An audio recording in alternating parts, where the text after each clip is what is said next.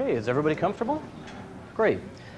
Now the reason we're all here is that you folks are going to upgrade to the NT 3.5 server for its centralized administration and security, and you're trying to figure out how to design a network architecture.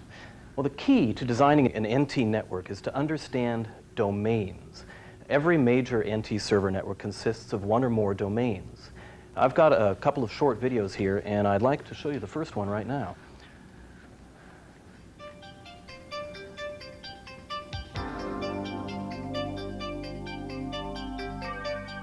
Small groups or organizations often use peer-to-peer networking. Resources and administration are distributed throughout the network. With distributed administration, each workgroup account must be added to each computer separately, and each computer will require its own separate user accounts database.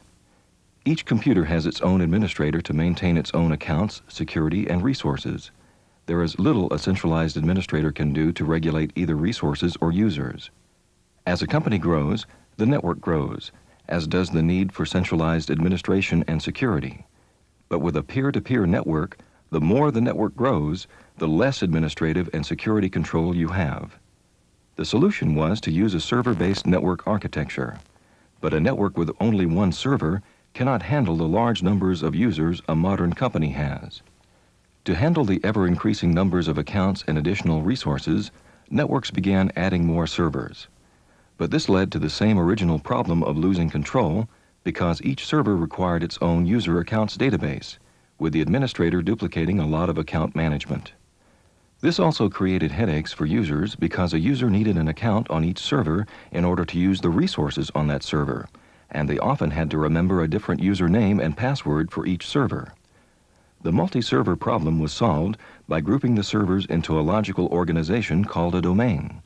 A domain consists of one or more servers running WindowsNT server software. Together, they function as a single administrative unit by centralizing account administration and security policies in a master database on one server. This server is called the Primary Domain Controller, or PDC. All the servers in this domain share the user, group, and security policy information in this database, so all the accounts for the entire domain can now be managed from a single point. In addition to the single PDC, a domain can have one or more WindowsNT 3.5 servers acting as a backup domain controller, or BDC. Each BDC contains a copy of the PDC's database. The BDCs help distribute the administrative load because they can validate users logging on, and if the PDC goes offline, they provide redundancy for logon to the domain. To ensure consistency among all the databases, the PDC replicates its master accounts database periodically to the BDCs. A domain may also have one or more other servers that are neither PDCs nor BDCs. These computers, known simply as servers, are used to run large, complex programs and store data. Servers can be very effective at doing their tasks because they don't carry the overhead of managing user logons. They are excellent platforms for running applications such as Microsoft SQL Server, Microsoft SNA Server, RAS servers supporting up to 256 simultaneous connections, and they can be Macintosh file and print servers. And, of course, a domain has workstations, which users use to access what servers share. A workstation that is part of a workgroup can join a domain, but once it joins a domain, it is no longer part of a workgroup. A workgroup may be adequate for small groups of 4 to 6 computers where centralized control may not be an issue.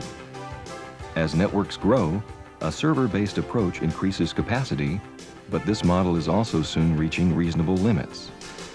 With domains, network administrators can manage large numbers of users and security from a single machine, the PDC.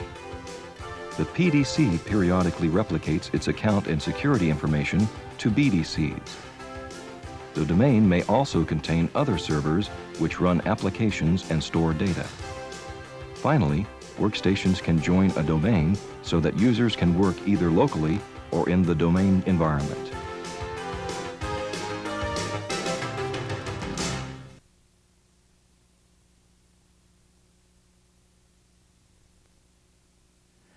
The next topic I want to cover is trusts. And to understand what they are and why they're important, let's go back a second. We all know that work groups were fine for small groups, but we kept adding connections and adding connections until we lost control, so we centralized with a server. And then we kept adding servers and adding servers until we lost control, so we centralized with a domain. But as the network expands, we keep adding domains. Now, when you have more than one domain, how do you keep control? Let's take a look.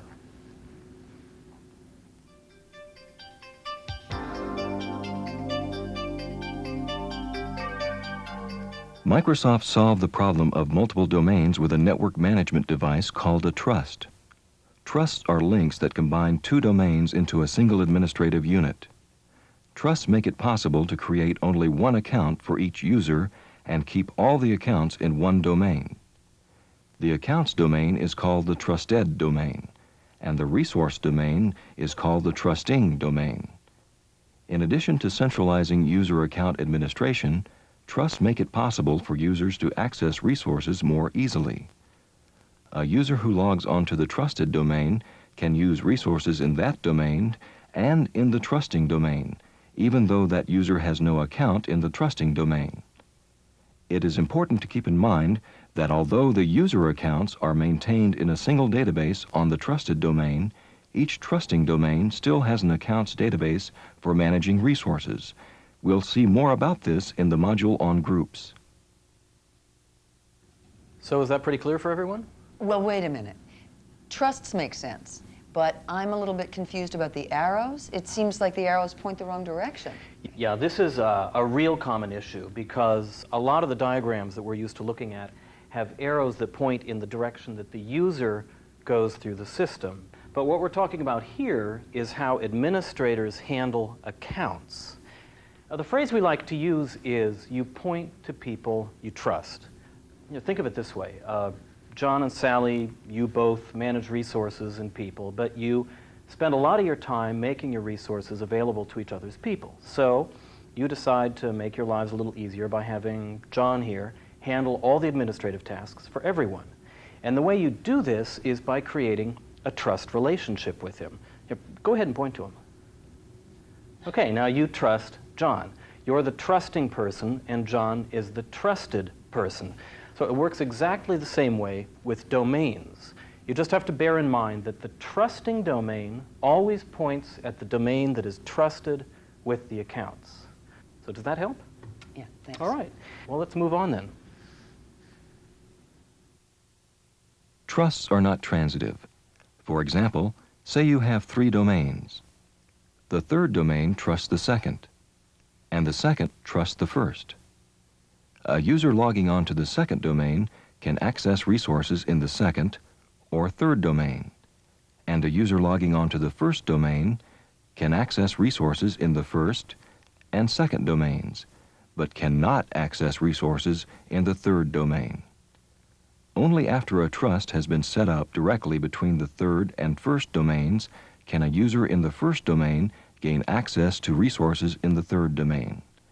This provides the network administrator with a widespread level of security control over who has access to what resources. Excuse me. I have a question. Yeah, what is it? I understand the concept, but I'm bothered by the issue of physical access. Now, if I'm physically hooked up to a network in the trusting domain, but I have an account in the trusted domain, then how can I still get logged on? Good question. Physical location isn't important with Windows NT. As long as you have a physical network pathway and you have the trust relationship set up, NT will make the connections automatically. So you mean it's kind of like calling somebody on the phone? Yeah, exactly. So it doesn't matter if you're at the office or at home or on a cell phone. What matters is that you dial the number of the person you want to call and the phone company routes it automatically. Well, that makes sense. All right. Well, let's finish up looking at trust then. Domains solve the problem of multiple servers by linking them into a centrally managed unit. Trusts solve the problem of multiple domains by linking them into a centrally managed unit. The accounts domain is the trusted domain, and the resource domain is the trusting domain. Trusts are not transitive. in order for a user to use resources on a trusting domain, a trust must exist directly between the trusting domain and the trusted domain. It doesn't matter where a user is physically located if the user has an account on the trusted domain.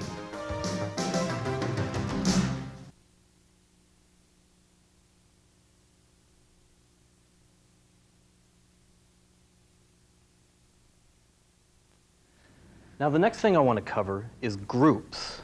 Groups are the real key to efficiency and security in domains. Now, groups give you efficiency in three ways. First, by assigning accounts to groups, you can set permissions once for the entire group rather than having to do it one account at a time.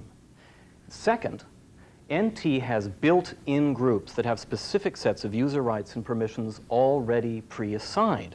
All you have to do is assign accounts to the groups, and they're ready to go. And third, you can create global groups that can be accessed from any number of trusting domains. So let's take a look here at groups.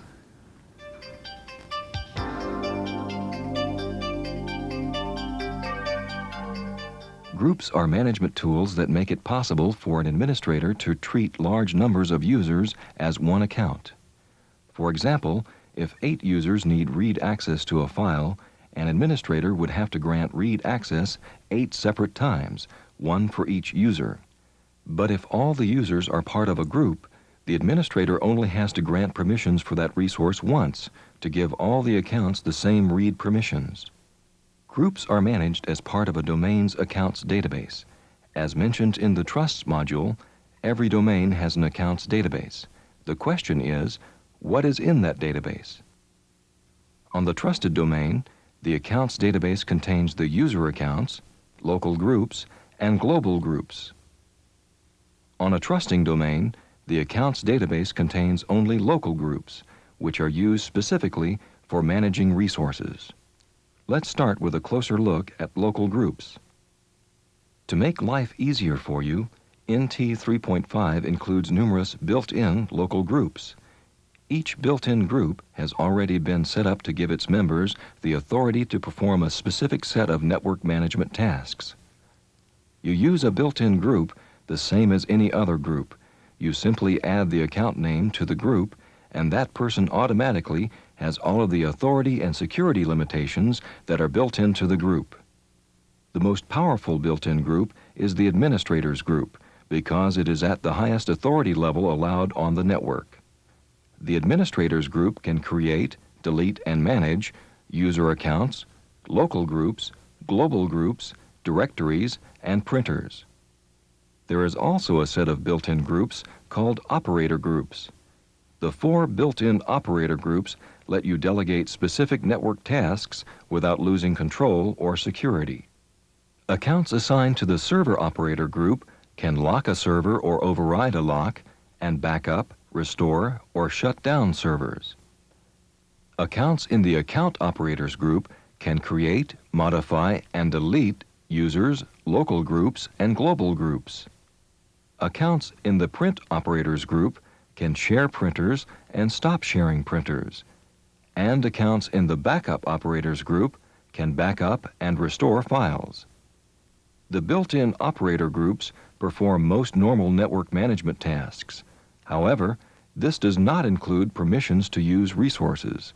The administrator needs to create non-built-in local groups specific to the resources that users need to access.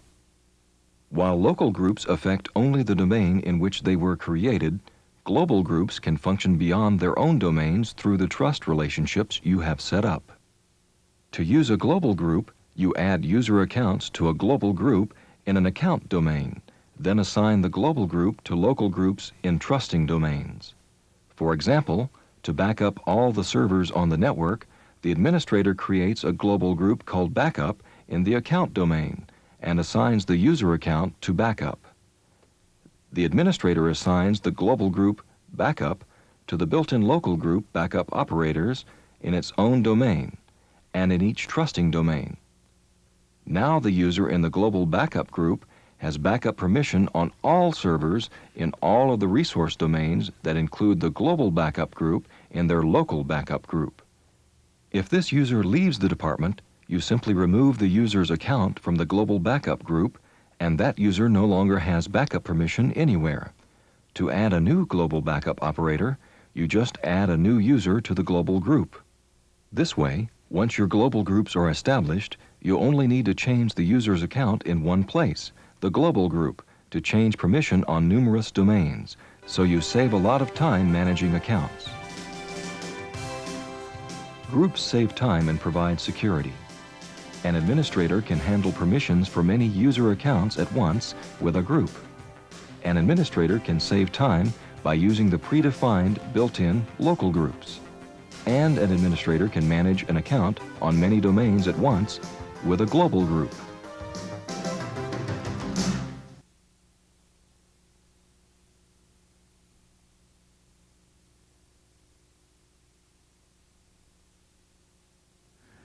Okay, now the final piece of the puzzle here, your final challenge, is to take everything that we've learned about domains and trusts and groups and put them all together into a corporate-wide network architecture.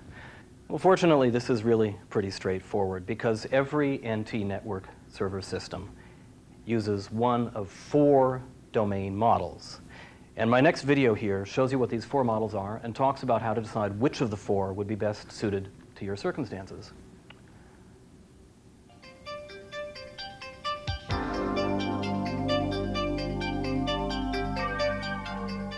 There are 4 domain models you can use for your NT 3.5 server-based network. This section describes the 4 models and which network configuration each is appropriate for. Let's start with the single domain model. The single domain model consists of only one domain. Accounts are kept in the master domain account database on the primary domain controller. The single domain model is good for a network of less than 15,000 users who want centralized administration of user accounts and resources. Expanding networks or a changing organization may require the flexibility of the master domain model. In the master domain model, there is one master domain on which all user accounts are maintained. One or more resource domains are linked to the master domain with trusts. The master domain is the trusted domain, and all of the resource domains are trusting domains. Because of the way the trusts are implemented, users with accounts in the master domain are able to use resources in all the other domains. The master domain model may be the best choice for companies with fewer than 15,000 users who want to take advantage of centralized account management while allowing resources to be managed locally in the resource domains of various divisions and departments. Further growth or divisions within a company may lead you to use the multiple master domain model. In this model, there are 2 or more master domains and 1 or more resource domains. The master domains serve as account domains, and every account is created on one of these. Each account is still created only once. Each master domain trusts all of the other master domains, and every resource domain trusts all of the master domains. But the resource domains don't trust each other. Because of this trust relationship, every user account in the company will be able to access resources in all domains. An important administrative consideration is that global groups require slightly more effort to administer in the multiple master domain model. To handle a global group, the network administrator has to create an equivalent global group in each master domain. All of these global groups, however, can be assigned to the same local group in any of the resource domains. The multiple master domain model can grow to accommodate any number of users, but is used for the same purposes as the master domain model. A large organization may want the management of users and resources distributed rather than centralized.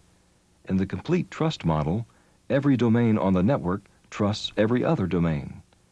The complete trust model distributes the administration of accounts and resources among different domains. Because of the number of trusts this model requires, it may not always be a practical model for large organizations that require tightly controlled security. The complete trust model requires each domain administrator to carefully screen and select the users who will be assigned to local and global groups.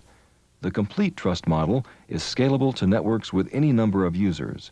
It is best for companies where both users and resources are grouped into departmental units and where each department has full control over its own user accounts and resources. The 4 domain models provide a network architecture for any organization, from the simplest to the most complex. The single domain may be the best design for smaller companies that want centralized account administration. There are no trusts to manage. The master domain model may be the best choice for smaller companies that want centralized account administration, but decentralized control of resources. The multiple master domain model is a good network plan for large companies that need centralized account management but decentralized control of resources. And the complete trust model may be the best network plan for companies of any size that do not have a centralized MIS control, so each department has full control over its own accounts and resources.